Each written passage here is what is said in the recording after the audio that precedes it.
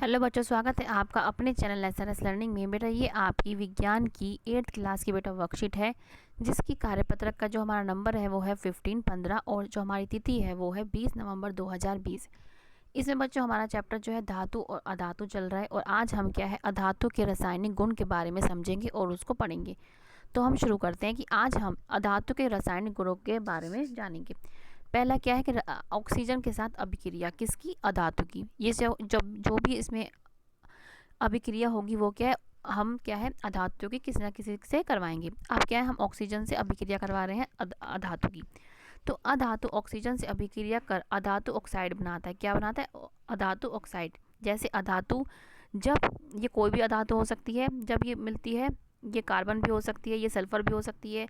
जब ये ऑक्सीजन के साथ बनाता है रिएक्ट करके, अभिक्रिया करके, तो ये अधातु ऑक्साइड बनाता है। जैसे सल्फर को जलाने पर वह ऑक्सीजन से अभिक्रिया कर सल्फर डाइऑक्साइड गैस बनाती है।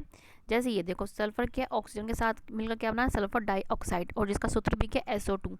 और जब ये जो हमारी सल्फर डाइऑक्साइड है, जब इसको हम जल के विल्ले में मिलाया जाता है, तो ये जल के साथ रिएक्ट करके, जल के साथ अभिक्रिया करके क्या बनाती है, सल्फ्यूरिक अम्ल। ठीक है, ऐसे ही हमारी क्या है, एक कार्बन भी क्या है हमारा एक नॉन मेटल है, हमारी एक अधातु है, और जब वो ऑक्सीजन के साथ मिलती है तो क्या बनाती है, कार्बन डाइऑक्साइड। और जब ये कार्बन डाइऑक्साइड जब जल के साथ मिलती है तो ये बनाती है कार्बोनिक अम्ल। ठीक है, तो हमने क्या ये पढ़ा, हमने अधातु का ऑक्सीजन के साथ अभिक्रिया। अब हम आगे पढ़ते हैं क्या कि अधातु ऑक्साइड की प्रकृति हम एक क्रियाकलाप के द्वारा जानेंगे कि अधातु के जो ऑक्साइड होते हैं वो अम्लीय होते हैं या क्षारीय होते हैं। ठीक है, अब हमें ये एक्टिविटी, ये क्रियाकलाप करने के लिए क्या क्या चाहिए, हमें कोयला चाहिए। जैसे हम जो कार्बन होता है हमारा, एक लाल और नीला लिटमस सूचक पत्र चाहिए, और कांच का जार चाहिए। हमारा लिटमस सूचक पत्र क्या होता है, हमारा ये लिटमस इंडिकेटर जिसे बोलते हैं, ये क्या होता है, जो हमें बताता है कि ये वो पदार्थ है, जो हमें बताता है कि कोई भी जो भी पदार्थ आप ले रहे हैं, इसमें डाल रहे हैं, कि वो अम्लीय नेचर का है या क्षारीय नेचर का है। ठीक है, अब क्या इसके लिए क्या चाहिए, हमें एक छोटे कोयले के टुकड़े को जलाया और उसके ऊपर कांच का जार उल्टा रख दिया, जैसे आप यहाँ देख रहे हैं। ठीक है, उसमें निकलने वाली गैसों को इकट्ठा करिए, जो ऐसे डाल दिया और यहाँ पे क्या है उसकी गैसों को इकट्ठा कर लिया। फिर उस जार में थोड़ा पानी डालकर उसको और उसकी गैस को क्या है उसने घोला, मतलब हिलाया।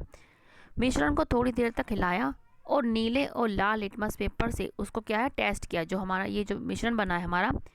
फिर इसको क्या है हमने लाल और नीले लिटमस पेपर, दोनों लिटमस पेपर के साथ टेस्ट किया। हमने देखा कि यह पानी और गैस का मिश्रण नीले लिटमस पेपर को लाल कर देता है, क्या नीले को लाल कर देता है। और हमने ये पढ़ा है कि जो कोई भी जो हम विलयन ले रहे हैं वो नीले लिटमस पेपर को लाल कर देता है, उसका जो प्रकृति होती है वो कैसी होती है, अम्लीय। तो इससे हमें पता चलता है कि जो हमारे अधातु के जो ऑक्साइड हैं वो किसके हैं, अम्लीय प्रकृति के हैं। ठीक है, अब हम पढ़ेंगे कि जल से अभिक्रिया अधातु की। पहले हमने पढ़ी कि ऑक्सीजन के साथ किसकी अभिक्रिया, अधातु की। अब हम पढ़ेंगे जल से अधातु की अभिक्रिया। समानतः अधातु जल से अभिक्रिया नहीं करती, लेकिन कुछ अधातु वायु में बहुत सक्रिय होती हैं, इसलिए ऐसी धातु को जल में रखा जाता है। मतलब कह रहे हैं कि बहुत सारी जो धातु हैं जल से अभिक्रिया नहीं करती, लेकिन कुछ अधातु वायु में, लेकिन जल से तो अभिक्रिया नहीं करती, लेकिन जो बहुत कुछ जो अधातु ऐसी हैं जो एयर में, मतलब वायु से क्या है बहुत सक्रिय होके अभिक्रिया करती है, और वो क्या है वो जलना शुरू कर देती हैं। और इसीलिए ही ऐसी धातुओं क्या है हम जल में रखते हैं, ताकि वो एयर के साथ, वायु के साथ क्या अभिक्रिया ना कर पाए।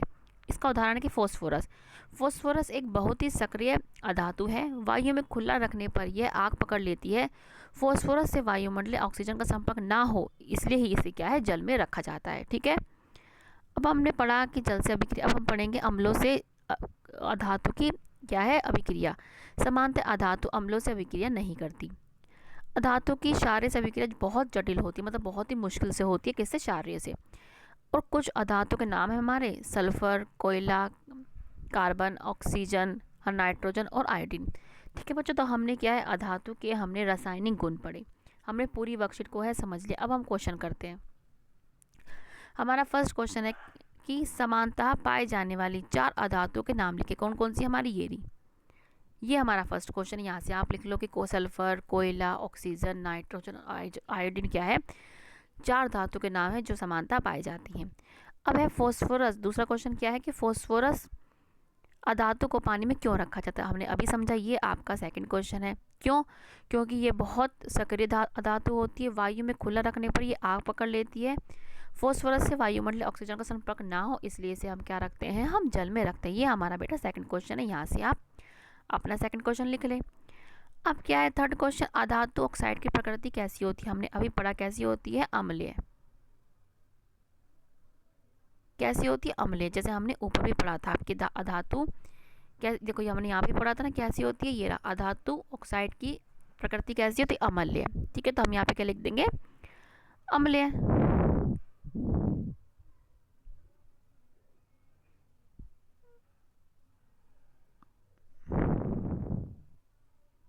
छोटा में आएगा, ठीक है, अम्लीय।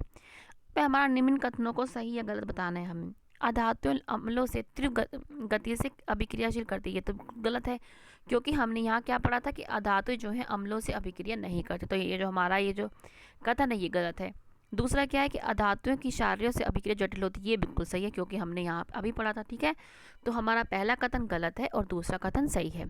ठीक है बच्चों, तो ये हमारी हुई आज की वर्कशीट 8th क्लास की, जिसमें हमने आज अधातु के रासायनिक गुणों के बारे में पढ़ा है कि वो किस किस से अभिक्रिया करता है, किस किस से अभिक्रिया नहीं करता। ठीक है बच्चों, अब हम मिलते हैं आगे की वर्कशीट के साथ, और हमेशा खुश रहिएगा और हमारा चैनल देखते रहिएगा, इसके आपका तहे दिल से शुक्रिया। अब मिलते हैं बच्चों आगे के वर्कशीट के साथ, और हाँ, जाते जाते कोविड-19 से बच के रहिएगा, अपने आप को और अपनी फैमिली को बचा के रखिएगा, उनको अवेयर करें कि वो मास्क का यूज़ करें, 2 गज दूरी का ध्यान रखें, और जब कहीं से आए तो अपने हाथों को साबुन या पानी से धोएं। ठीक है बच्चों, मिलते हैं आगे की वर्कशीट के साथ, आपका तहे दिल से शुक्रिया बच्चों, बाय बच्चों।